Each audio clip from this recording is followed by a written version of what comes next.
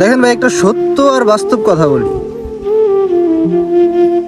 আমি কোনোদিনও সব মানুষের কাছে ভালো হইতে পারবো না। যদি আমি এই চেষ্টা করি যে আমি সবার কাছে ভালো হবো, সবার কাছে ভালো থাকবো, এটা কোনোদিন সম্ভব না। আপনি যদি সত্যিকার অর্থে একজন ভালো মানুষ হন, তাও আপনি সবার কাছে ভালো হইতে পারবেন না। দেখবেন যে কোনো না কোনো জায়গায় একটা মানুষ আপনাকে খারাপ বলবে বা বলে। এটা হলো মানুষের নিয়ম।